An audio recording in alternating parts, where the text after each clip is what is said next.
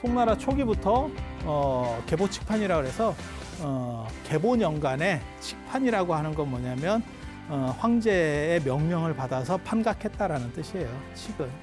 칙은 이제 명령에 의해서라는 거고, 그래서 대장경을 송나라에서만 4번 더 만들어.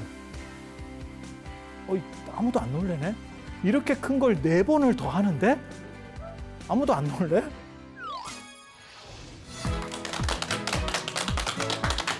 자, 안녕하세요. 지난 시간에 이어서 송나라에 대한 이야기 그리고 남송 이야기까지 해드릴 수 있도록 그렇게 하겠습니다.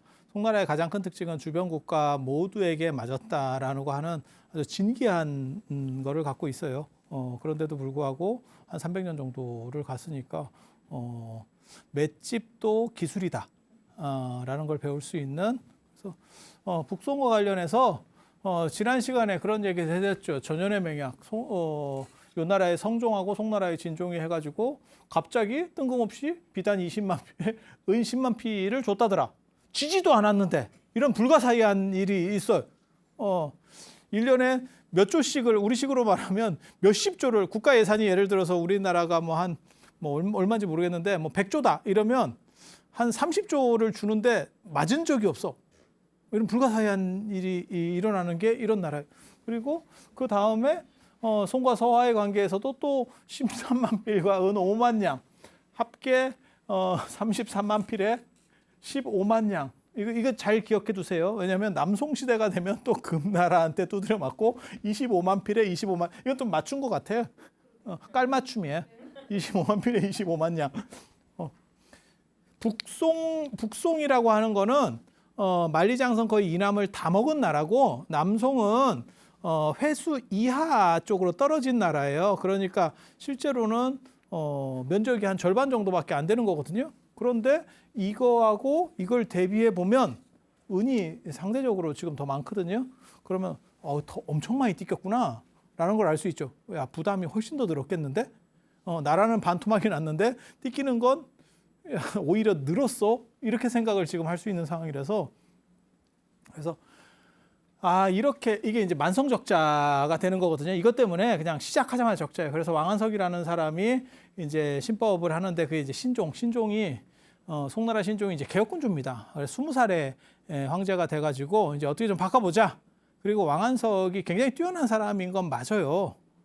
그런데 이제 약간 급진 개혁가고 머리가 좋은 사람이고 당송팔가 중에서도 들어갔었고, 그때 그래서 머리도 좋고 다 능력이 있는데, 이 양반이 원래 머리 좋고 이런 사람들의 특징 중에 하나가 뭐가 있냐면 약간 독선적이에요. 독선적이고 아나무인이죠. 그러니까는 다른 사람하고 이렇게 다 이렇게 협조를 해야 되는데 협조를 잘 안 하고 그냥 밀어붙여 버려요. 그렇게 밀어붙이는 구조가 임금이 뒤에서 받쳐줄 때는 괜찮습니다. 조광조도 그런 거예요, 내나. 우리나라에도 있었던 거지. 그래서 임금이 신뢰할 때는 관계가 없어. 근데 임금이 조금 이제 상황이 바뀌면 복잡해지죠. 복잡해지죠. 신돈도 그랬었고, 그런데 신종은 끝까지 그래도 지지를 해줘요. 굉장히 대단한 사람입니다. 그래서 신법이 어느 정도 이상 작동하면서 흑자 반전을 했어요. CEO로는 딱 괜찮아. 저렇게 삥을 뜯기면서도 흑자 반전에 성공했어. 괜찮아. 그런데 문제는 왕한석의 저 족주 체제를 다른 옆에 놈이 못 보는 거지. 같이 있는 신하들끼리 못 보는 거지. 이게 윗사람이 못 볼 때도 있고, 그 다음에 옆에 사람이 못 볼 때도 있거든요. 꼴을. 윗사람이 못 보는 건 진짜 이거 임금은 찌질인 거예요. 이 사람은 진짜 찌질이에요. 그래서 왕한석이 어느 정도는 잘 했는데, 이때 이제 왕한석의 라이벌이 이게 이제 신법을 편다고 해서 신법당이고 구법당이 있어요. 왕한석이 독주하면서 치는 사람이지, 그게 이제 어떻게 보면 기존 세력들, 그 리더가 지난 시간에 나왔던 사마광, 자치통감의 사마광, 그 다음에 소동파. 딱 봐도 세죠. 이쪽도 세죠. 그래서 신종이 죽으면 이쪽이 한번 올라갔다가 그 다음에는 이쪽이 올라갔다가 이렇게 이제 권력자들이 바뀔 때마다 이쪽이 한번 집권했다, 이쪽이 집권했다. 우리식으로 말하면 당파 싸움 하듯이. 그리고 저 와중에서 이제 신법도 다 유명무실해져요. 유명무실해져요. 그리고 적이 없으면 문제가 없을 건데 외부에서 아주 강력한 적이 있는데 안에서 저런 행동을 보이고 있었기 때문에 야 이게 끝나겠다라는 생각이 들죠. 들죠. 그리고 유명한 휘종이라고 하는 사람이 나옵니다. 이 휘종 도교 황제입니다. 도교 황제. 그래서 휘종이 저걸 처리를 하는 바람에 뭐 이렇게 됐고 그리고 이때 이제 또 재밌는 일이 있어요. 이 휘종이 그 당시에 이 송나라에서 최고사리, 당나라에서 최고사리는 무슨 사리라 그랬죠? 부처님 사리가 하나밖에 없다면 그거는 법문사사리. 서안에서 한 40분 정도 떨어져 있는 40분은 더 되겠구나. 그 정도 떨어져 있는 법문사사리. 그 사리인데 그거는 당나라가 망할 때 잊혀졌어요. 희한하게도 잊혀졌어요. 그리고 송나라 제1사리가 있어. 최고의 사리가 있어. 최고의 사리가. 그게 하늘에서 제석천이 모시고 있던 사리예요. 그게 땅으로 내려오거든요. 전에 제가 옛날에 얘기를 한번 해드렸어. 그게 전후소장사리조, 삼국유사 전후소장사리조에 나오는데 의상대사가 중국에 유학하고 있을 때가 661에서 671년 사이예요. 요때 도선 스님한테 갔잖아요. 도선 스님이 천공을 받는다 그래서 하늘에서부터 이렇게 뭐 공양물이 내려온다고 그 짱깨가 하늘에서부터 직접 음식을 갖다 줘요. 뭐 이렇게 해서 그 도선 스님한테 가서 이제 저도 한 끼 먹어볼 수 있을 저게 다 종남산에서 일어나는 사건입니다. 중국 장안 남쪽에 있는 종남산에서 근데 양쪽의 거리는 굉장히 멀어요. 저때 의상 스님 지상사 있을 때 아마 갔던 걸로 그렇게 기억이 되는데 그래서 거리 상당히 멉니다. 저걸 어떻게 갔는지는 잘 모르겠어요. 전날 가서 잤지 싶어. 아침에 못 갑니다. 그 거리가 갈 수 있는 거리가 아니에요. 저는 저런 절들을 다 가봤거든요. 그래서 그 사건이 어디서 일어났는지는 정확하게 모르겠어요. 왜냐하면 도선 스님이 658년부터 서명사에 계셨고 이게 서명사가 그때 새로 지어진 절이에요. 지금 흥교사입니다. 그리고 665년부터는 정업사로 옮겨가거든요. 정업사로 옮겨가요. 근데 의상대사가 연대가 이게 겹치죠. 661년부터 671년이니까 여기 겹치는 연도잖아요. 그래서 여기서 그 사건이 벌어졌는지 여기서 벌어졌는지는 모르겠어요. 아무튼 저 서명사 아니면 정업사야. 예. 그리고 저는 저 두 절을 다 가봤어요. 정업사에는 도선율사가 만든 계단이 있고 계단도경에 근거해서 만든 당신이 뭐 생각하는 그게 있어요. 그래서 그런 계단, 금방 계단 같은 걸 만들어 놓은 게 있고 서명사야 거기 뭐 원측 스님 사리도 있고 현장 스님 사리도 있고 규기 스님 사리도 모셔져 있는 그런 데니까 그래서 저는 뭐 여러 번 가봤는데 저기 어디서 벌어지는지는 모르겠어요. 저 두 절 중에 아무튼 하나 연대로 봤을 때 거기서 하늘에서 계속 음식이 내려왔다는 거잖아요. 예. 그래서 의상대사가 가서 저도 한 끼 먹을 수 있겠습니까? 라고 했더니 그냥 짧게 말씀드릴게요. 전에 얘기했었으니까 그랬더니 이제 알았다라고 했는데 결국은 못 먹게 된 사건이죠. 왜냐하면 그 철가방이 내려왔지만 의상대사를 호위하는 화엄성중 아주 많은 신들이 있었기 때문에 들어올 수가 없었고 의상대사가 가고 나니까 이제 그 철가방이 올 수 있었다. 그리고 나중에 의상대사한테 그 얘기를 하죠. 그게 이제 지금 오늘날까지 남아있는 한국 불교에 남아있는 화엄성중 신중단이 거기서부터 이제 시작이 된다라고 보시면 돼요. 중국에는 저는 신중단이 없습니다. 참고로 말씀드리면 중국 불교에는 신중단이 없어요. 보통 이제 중국 불교 대웅전 안에 들어가면 심령당이 쫙 묻혀져 있고 문수보현 정도 아니면 지장, 관음은 보통 관세음무 뒤쪽에 묻혀져 있어요. 그 부처님 뒤쪽에. 그래서 그런 정도의 배열이 거의 정형화된 구조고 화엄성중 같은 게 없습니다. 그래서 저거를 이제 화엄성중에 어떻게 보면 시원으로 그렇게 판단을 하는데 그걸 이제 나중에 이제 도선율사가 밥을 못 먹었으니까 미안하다고 이렇게 얘기를 하니까 의상대사가 스님이 그렇게 하늘을 왔다 갔다 하는 천사 이 철가방하고 친하니까 제석천이 모시고 있는 하늘의 신이 모시고 있는 부처님 사리가 있다는데 그거를 좀 빌려오면 어떻겠습니까? 라고 해서 그 사리를 빌려와요. 그 사리를 빌려온다고. 그게 송나라 최고의 사리예요. 송나라 때까지 그게 있었다니까요. 그래서 그게 최고의 사리야. 그 사리를 빌려와서 그게 송나라 황실에서 최고로 여기는 사리로 계속 있었는데 이 휘종이 도교를 믿었다 그랬잖아요. 그래서 저 사리를 버리라 그랬다니까. 바다에 갖다 버리라고. 버리라고 했더니 우리 자랑스러운 우리 조상께서 고려 사신이나 이런 사람들이 왔다 갔다 하다 그 정보를 입수하고 버릴 거면 버렸다 치고 나에게 넘겨라. 그래서 뇌물을 주고 그걸 빼서 그때 조건이 뭐였냐면 이 사리가 보여서는 안 된다. 그랬더니 관계없다. 우리는 어차피 고려로 갖고 갈 거다. 그래서 고려로 갖고 가서 고려 왕실에 10원전이라는 정각을 짓고 이렇게 모시고 있었어요. 그게 고려 말 기사까지 나옵니다.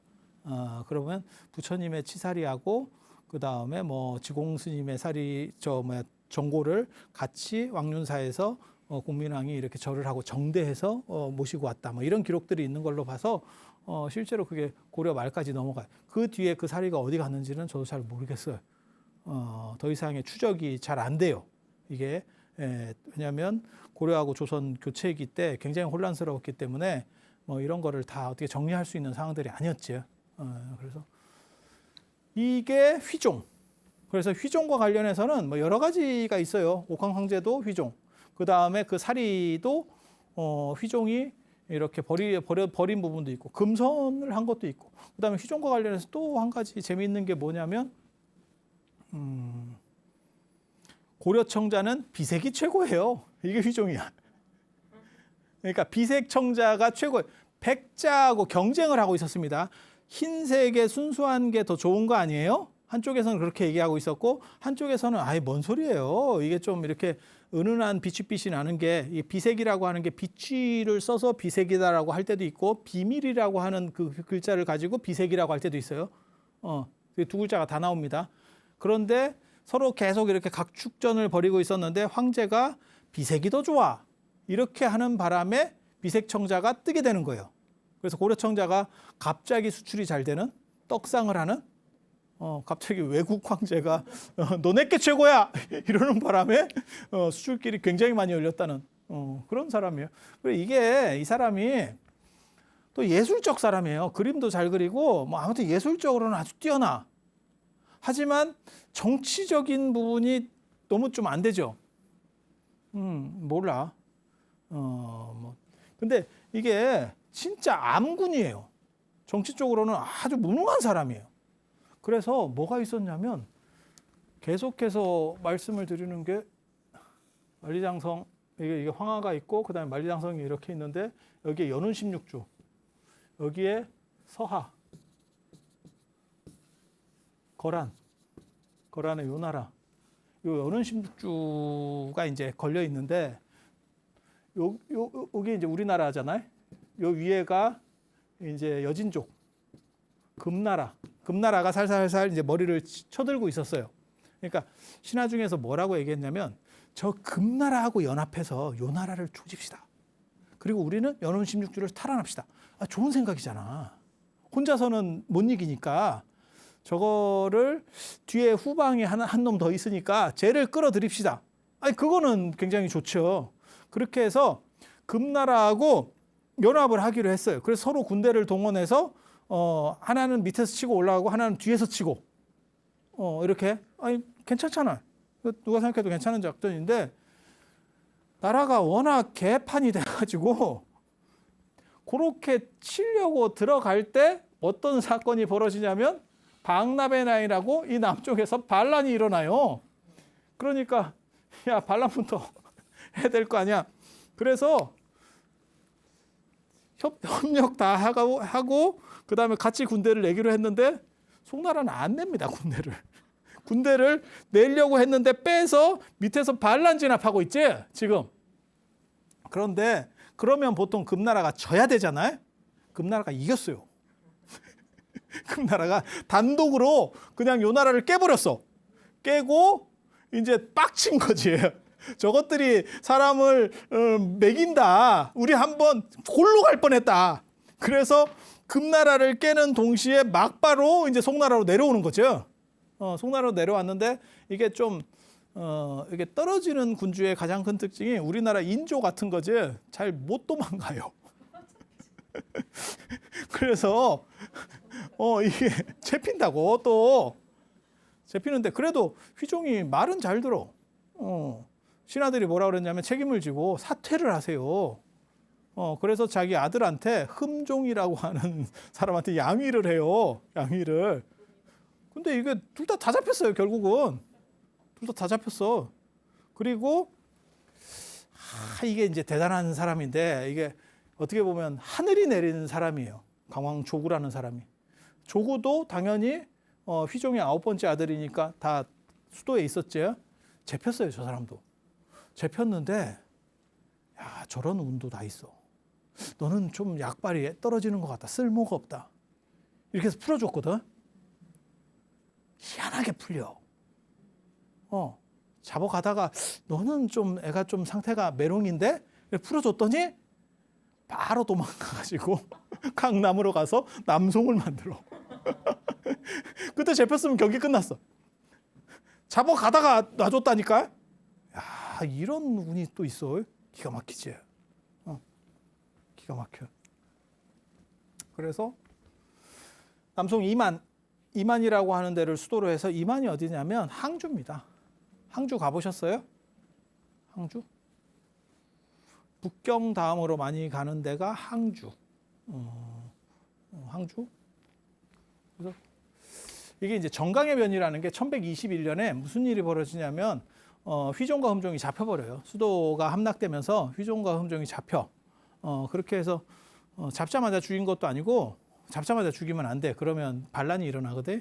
그러니까는 계속 얘를 괴뢰정부 비슷하게 해서 자꾸 내세워서 좁혀가지고 이제 밑에 백성들이 함부로 못 움직이게 만드는 거지. 그러면서 점점 통치권을 넓혀가고 결국은 얘네들 다 굴리다가 죽었어요.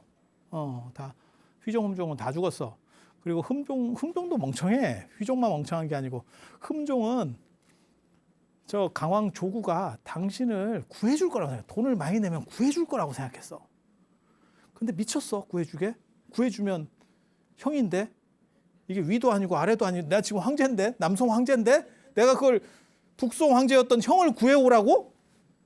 그거는 돈을 주면서라도 안 구하지. 돈을 주면서 구해오는 게 아니고. 근데 흠종은 끝까지 구해줄 거라고 생각했대. 그러니까 얘네들이 좀 이상해요. 좀 상태들이 좀 많이 떨어져. 그래 뭐 혼덕공 뭐 이렇게 이제 애들이 좀 얼빙해요. 이렇게 하고 막 갖고 놀고 막 술 따르게 하고 막 이렇게 개망신을 다 주다가 죽여요. 사람을 굉장히 모욕적으로. 그 사건을 뭐라고 얘기하냐면 정강의 변이라고 합니다. 이게 정강년간에 일어났다 해서 정강의 변이에요. 정강의 변이 어떻게 보면 중국 역사상 최대의 치욕입니다.